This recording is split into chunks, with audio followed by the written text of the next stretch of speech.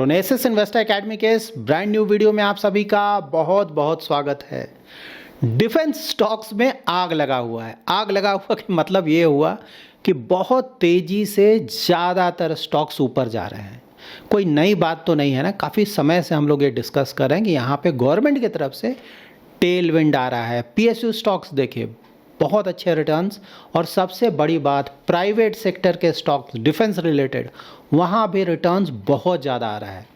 तो इस वीडियो में जानने की कोशिश करेंगे कि डिफेंस सेक्टर के स्टॉक्स का परफॉर्मेंस इतना ज़्यादा अच्छा क्यों है, और क्या आने वाले सालों में ये सारे स्टॉक्स मल्टी बैगर बन सकते हैं क्या। और ऑफ कोर्स आप लोग हमेशा पूछते हैं ना स्टॉक्स के नाम, तो मैं काफ़ी सारे ना डिफेंस रिलेटेड स्टॉक्स के नाम दूंगा। ऑफ कोर्स उसमें से आपको सेलेक्ट करना होगा कि आपके लिए कौन सूटेबल है, बट हाँ मैं काफ़ी सारे डिफेंस रिलेटेड स्टॉक्स का नाम भी मैं इसमें आपको बताने जा रहा हूँ।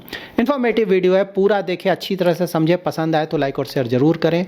पहली बार हमारे यूट्यूब चैनल पर आ रहे हैं तो चैनल को जरूर सब्सक्राइब करें। आज के टॉपिक पर आते हैं। तो सबसे पहले तो ऑफकोर्स जानना होगा भाई ये डिफेंस सेक्टर के स्टॉक्स को हो क्या गया है, आखिर किस खुशी में इतनी तेज़ी से ऊपर जा रहे हैं, आग क्यों लगा हुआ है। ठीक है, तो सबसे पहले तो देखिए मैंने हमेशा बताया है टेलविंड, गवर्नमेंट की तरफ से टेलविंड हमेशा याद रखें ना।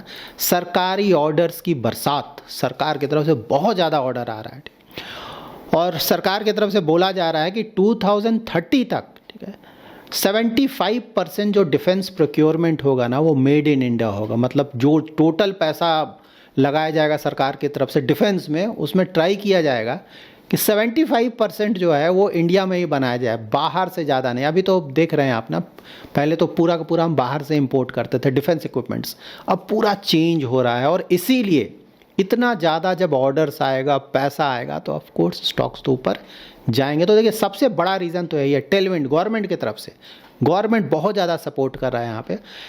और उसके बाद दूसरा क्या आएगा, एक्सपोर्ट्स भी इंडिया का बढ़ रहा है। पहले तो कुछ ये सब था ही नहीं, पहले तो पूरा इंपोर्ट था, एक्सपोर्ट का तो नाम भी नहीं था ना। तो डेटा देखेंगे ना, 2017 में अबाउट 1500 करोड़ के आसपास का हमारा एक्सपोर्ट था रफली, जो कि बढ़कर 2024-25 फाइनेंशियल ईयर में हो गया है 23,622 करोड़। देख रहे हैं क्या जंप, 1500 से 23,622 करोड़। तो ये मतलब लास्ट ईयर से देखेंगे तो 12% का जंप है, 12% का जंप। और उम्मीद है कि आने वाले सालों में ये और भी तेज़ी से बढ़ेगा, तो बहुत बड़ी बात।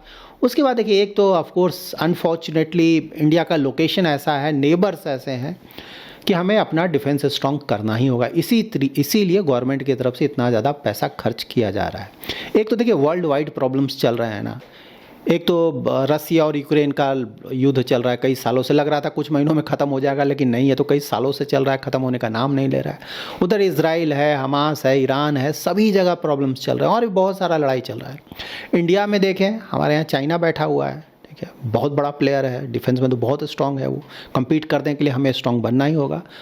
उसके बाद ऑफ कोर्स पाकिस्तान है, बांग्लादेश है, मतलब सभी जगह प्रॉब्लम्स भरे पड़े हैं। और US, you never know, US की जिस तरह की हरकतें हैं, फ्यूचर में कहीं वो प्रॉब्लम क्रिएट ना करने लगे, तो वो भी एक अलग दिक्कत है। तो इसीलिए ये सब जो भी सिनारियो है ना, उसको देखकर बिल्कुल लगता है कि आने वाले कई सालों तक डिफेंस में गवर्नमेंट की तरफ से बहुत ज़्यादा खर्च होगा। ठीक है, तो इसको इस तरह से देख कर चलें। और ऑफ कोर्स प्राइवेट कंपनीज बहुत ज़्यादा आ रहे हैं यहाँ पे ना, जैसे रिटर्न्स आप देखेंगे ना, तो पीएसयूज़ का तो रिटर्न्स आ ही रहा है, लेकिन उससे भी कहीं ज़्यादा रिसेंट टाइम्स में अगर आप देखें तो प्राइवेट सेक्टर, वहाँ पे परफॉर्मेंस बहुत अच्छा आ रहा है डिफेंस में, और बहुत सारी कंपनीज आ भी रही हैं प्राइवेट सेक्टर की। तो ये भी आने वाले समय में आप देखेंगे कि बहुत बड़ा पॉजिटिव होगा, क्योंकि प्राइवेट सेक्टर आएगा ना तो इफ़िशियंसी बढ़ेगा। पहले देखिए पीएसयूज़ के कारण आपको पता है ना, इफ़िशियंसी कम है, ऑर्डर्स तो बहुत सारे हैं, लेकिन टाइम पे कई जगह देखेंगे पूरा हो ही नहीं पा रहा है। जब प्राइवेट सेक्टर यहाँ पे ज़्यादा आ जाएगा ना, तब आप देखेंगे इफ़िशियंसी बढ़ेगा, ऑर्डर थोड़ा जल्दी, जो भी ऑर्डर्स मिलेगा उसको जल्दी पूरा किया जाएगा। तो उसके कारण प्राइवेट सेक्टर कंपनीज़ का आप देखेंगे मार्जिन्स देखेंगे, या फिर ऑर्डर्स भी धीरे धीरे बढ़ने लगेगा। तो इसलिए प्राइवेट सेक्टर की कंपनीज़ का परफॉर्मेंस काफ़ी इंप्रूव हो रहा है। लेकिन हाँ पीएसयू तो वो तो चलता रहेगा ना, अगर वहाँ भी अच्छे क्वालिटी की कंपनीज़ हैं, उनका ऑर्डर बुक का तो कोई कंपैरिजन ही नहीं ना। अभी भी प्राइवेट सेक्टर की जो कंपनी बहुत छोटी हैं, ठीक है, लेकिन हाँ ग्रोथ के मामला में ये बहुत तेज़ी से ऊपर जाएंगे, ये ध्यान में रखें। और of course make in India है ये ना, आत्मनिर्भर भारत, तो आने वाले कई सालों तक ज़्यादा से ज़्यादा जो पैसा होगा वो इंडिया में ही खर्च होगा, कि भाई इंडिया में ही बनाओ। देख ही रहे हैं ना, मतलब कोशिश किया जा रहा है कि भाई जो फॉरेन कंपनीज है वो भी तुम भी इंडिया में बेस लाओ, इंडिया में ही सब कुछ बनाओ, बाहर से हम नहीं लेंगे। और इंडिया का ऑर्डर इतना बड़ा बड़ा होता है, ठीक है, कि कोई भी कंपनीज बिल्कुल चाहेगी कि ये ऑर्डर किसी भी कीमत पे मिले, इसलिए वो इंडिया में आकर बनाने में भी उनको हर्ज नहीं है। इवन टेक्नोलॉजी ट्रांसफ़र का बात हो रहा है ना, बहुत सारी कंपनीज टेक्नोलॉजी ट्रांसफ़र करने को तैयार है क्योंकि ऑर्डर इतना बड़ा है, ठीक है। इतना बड़ा ऑर्डर वर्ल्ड में आपको कहाँ मिलेगा, ठीक है, समझ रहे हैं ना, इतना बड़ा सा। मतलब देखिए चाइना भी काफ़ी हद तक काफ़ी कुछ खुद बना ही रहा है, यूएस भी खुद से ही ज़्यादातर बना रहा है, और यूरोपियन कंट्रीज़ तो आपको पता है या तो खुद बना रहे हैं या फिर अगर ख़रीदना है तो यूएस से ही खरीदेंगे वो लोग, ठीक है। तो यहाँ पे India as a country opportunity बहुत ज़्यादा है, इसीलिए मतलब अगर आप स्टॉक्स का आप लोग नाम पूछते हैं ना, तो कुछ स्टॉक्स का मैं नाम आपको बताता हूँ। जैसे पीएसयू हो गया, तो पीएसयू में एचएएल आप लोग जानते हैं, हिंदुस्तान एरोनॉटिक्स हो गया, बीईएल हो गया, भारत इलेक्ट्रॉनिक्स, मझगांव डॉक हो गया, GRSC garden reach ship builders हो गया, भारत डायनेमिक्स हो गया। उसका प्राइवेट सेक्टर अगर आप देखें तो एल&टी डिफेंस है, Solar Industries, Data Pattern, Astra Microwave, Paras Defence. तो ये कुछ कंपनीज़ हैं। देखिए सिर्फ मैंने नाम बताया है, ये मैं नहीं बोल रहा हूँ कि अच्छा है या ख़राब है, ठीक है, क्योंकि आपको जाकर इनका फंडामेंटल्स चेक करना पड़ेगा और वैल्यूएशन चेक करना पड़ेगा, और उसके बाद आपको डिसाइड करना होगा कि भाई अगर आप डिफेंस के स्टॉक्स में इन्वेस्टमेंट करना चाहते हैं तो इसमें से कौन सा स्टॉक आपके लिए अच्छा हो सकता है। मेरा पोर्टफोलियो मैंने कई बार बताया है, पहले मेरे पास 2 डिफेंस के स्टॉक्स हुआ करते थे, उसके बाद बहुत ज़्यादा ओवर वैल्यूड हो गया तो मैंने दोनों बेच दिया था। फिर बाद में जब गिरा तो फिर से मैंने एक डिफेंस स्टॉक खरीदा, तो मेरे पास अभी भी एक डिफेंस स्टॉक है पोर्टफोलियो में। एक और देखते हैं फ्यूचर में, एक और मैं ट्राई करूंगा एक और लेने का, 2 तो मैं ट्राई करूंगा कि 2 होना चाहिए, फिलहाल एक ही है, ठीक है। तो यहाँ पे ऑफ कोर्स आप स्टडी करें और देखिए, और अगर आप बोलेंगे मुझे तो ये सब पता ही नहीं है, तो अगर ये सब पता नहीं है तो इन चक्करों में ना पड़े, म्यूचुअल फंड रूट के थ्रू एक्सपोजर लें, ठीक है। और दूसरा ऑप्शन ये हो सकता है कि अपना इन्वेस्टमेंट नॉलेज बढ़ाएं ना, हार्ड एंड मनी है, बिना सोचे समझे किसी के बोलने से इन्वेस्ट नहीं कर दें, वो आपको प्रॉब्लम होगा, ठीक है। तो अगर नहीं जानते हैं, जानना चाहते हैं, तो अपना इन्वेस्टमेंट नॉलेज बढ़ाएं, और तब तक म्यूचुअल फंड रूट से डिफेंस में एक्सपोजर लें। बहुत सारे डाइवर्सिफाइड फंड्स में भी देखेंगे ना, उन्होंने भी डिफेंस के कुछ स्टॉक्स में एक्सपोजर लिया हुआ है। हमेशा डाइवर्सिफाइड फंड्स के लिए जाएं, वो आपके लिए ज़्यादा अच्छा होगा। तो देखिए ओवरऑल ऐसा लग रहा है, ऑर्डर बुक्स भी देखेंगे ना इनमें से कुछ कंपनीज़ का, तो 5-10 ईयर्स तक तो प्रॉब्लम नहीं दिख रहा है, बिजनेस है इनके पास अच्छा खासा। मतलब बिजनेस इतना ज़्यादा है कि बस डर ये है कि ये टाइम पे बना पाएंगे कि नहीं, ठीक है। अगर ये टाइम पे बना पाएंगे सही से तो वहाँ पे ऑफ कोर्स कैश फ्लोज भी इनका अच्छा खासा चलेगा और बिजनेस भी अच्छा खासा चलेगा। तो रेवेन्यू हुआ, सेल्स है या फिर प्रॉफिट है, वहाँ पे प्रॉब्लम नहीं आना चाहिए, प्रोवाइडेड फंडामेंटल्स और वैल्यूएशन। देखिए इतने सारा नाम मैंने बताया, सब अच्छा नहीं करेंगे, ठीक है। शॉर्ट टर्म में सब कुछ अच्छा करता है अग्री, लेकिन मीडियम टू लॉन्ग टर्म में जो बेस्ट होगा वही चलेगा। तो फंडामेंटल के साथ साथ वैल्यूएशन भी, क्योंकि अभी वैल्यूएशन फिर से ऊपर चला गया ना, फिर से काफ़ी अच्छा खासा रिटर्न आ गया पिछले कुछ समय में, तो कुछ स्टॉक्स फिर से बहुत ज़्यादा ओवर वैल्यूड हो गए हैं जो कि बाद में गिर सकते हैं। नाउ हम डिफेंस सेक्टर के फ्यूचर के बारे में थोड़ा जान लेते हैं। तो देखिए पास तो हो चुका है ना, उसका तो कोई ज़्यादा वैल्यू है नहीं यहाँ पे कि भाई फ्यूचर में क्या होगा, और उसी के बेसिस पे तो स्टॉक मार्केट का रिटर्न आएगा।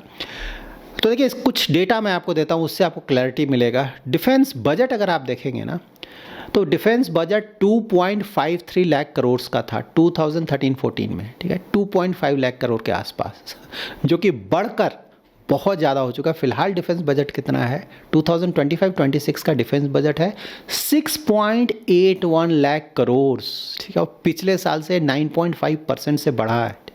और ये टोटल जो हमारा बजट है उसका डिफेंस बजट है अबाउट 13.45%। इतना ज़्यादा पैसा डिफेंस में खर्च हो रहा है, और आने वाले सालों में आप देखेंगे ये और भी बढ़ेगा, ये घटने नहीं जा रहा है। और यहाँ पे ये जो भी पैसा आ रहा है ना, जो खर्च हो रहा है, उसका 1.8 लाख करोड़ कैपिटल एक्सपेंडिचर में खर्च हो रहा है। अभी तक हमने डिफेंस सेक्टर का बहुत कुछ पॉजिटिव जाना, ठीक है, लेकिन हर एक चीज़ का पॉजिटिव और नेगेटिव दोनों होता है ना, रिस्क भी होता है, सभी कुछ अच्छा नहीं होता है, ठीक है, रिस्क भी हमें जानना चाहिए। तो देखिए सबसे बड़ा रिस्क जो है डिफेंस के साथ वो है ओवर वैल्यूएशन, ठीक है। ये रिटर्न बहुत आ चुका है रिसेंट टाइम्स में, तो अगर आप किसी भी डिफेंस स्टॉक के लिए जा रहे हैं तो वैल्यूएशंस ज़रूर चेक कर लें, क्योंकि हो सकता है कि आने वाले जल्दी ही कुछ समय में वहाँ अच्छा खासा गिरावट आए। Of course medium to long term फिर से ऊपर जाएगा, वो अलग चीज़ है, लेकिन गिरावट तो आएगा। और जो नए इन्वेस्टर्स हैं वो इन्वेस्ट किया, गिर गया, डर कर भाग जाएंगे, बोलेंगे लॉस हो गया, ठीक है। तो इस बात को ध्यान में रखें। वैल्यूएशंस, बिना वैल्यूएशंस को सही से कंसिडर किए हुए आइडियली हमें किसी भी स्टॉक में कभी भी इन्वेस्टमेंट नहीं करना चाहिए, कितने भी अच्छी क्वालिटी का स्टॉक हो। वैल्यूएशन जरूर ध्यान रखें, थोड़ा बहुत ज़्यादा चलेगा, बहुत ज़्यादा नहीं होना चाहिए। उसके बाद ना सरकार का ऑर्डर है, ठीक है ना, गवर्नमेंट ऑर्डर है, ठीक है। पहले भी कई बार इस चीज़ों को मैंने आपको बताया है। गवर्नमेंट मान लीजिए चेंज होता है तो ये बात सही है कि डिफेंस में तो खर्च बना रहेगा ना, लेकिन हो सकता है आने वाले समय में कोई दूसरा गवर्नमेंट आए, उसका थोड़ा ध्यान कम रहे डिफेंस पे, थोड़ा कम खर्च करे, हो सकता है। उसी तरह से ये जो मेक इन इंडिया इनिशिएटिव है ना, दूसरा गवर्नमेंट है वो बोले नहीं भाई कोई खास बन नहीं पा रहा है या फिर डिले हो रहा है, हम बाहर से ज़्यादा सामान मंगाएंगे। यू नेवर नो, हो सकता है, ये रिस्क है एक तरह का। अभी तक आपको क्लैरिटी मिल गया होगा कि डिफेंस सेक्टर के स्टॉक्स में चल क्या रहा है और फ्यूचर में क्या हो सकता है। अगर आपने ऑलरेडी किसी डिफेंस स्टॉक में इन्वेस्टमेंट किया हुआ है तो कमेंट में ज़रूर मेंशन करें, या फिर प्लान कर रहे हैं किसी डिफेंस स्टॉक में इन्वेस्टमेंट करने का तो कमेंट में ज़रूर मेंशन करें। जो भी कमेंट लिखेंगे ऑफकोर्स आने वाली वीडियोज़ में मैं उसको ट्राई करूंगा कवर करने का। अगर आपको ये वीडियो पसंद आया है तो जरूर लाइक एंड शेयर करें। पहली बार हमारे यूट्यूब चैनल पे आ रहे हैं तो चैनल को जरूर सब्सक्राइब करें, क्योंकि इस तरह का इन्फॉर्मेटिव वीडियोस आपको हमारे यूट्यूब चैनल पे मिलता रहेगा। Thanks lot for watching.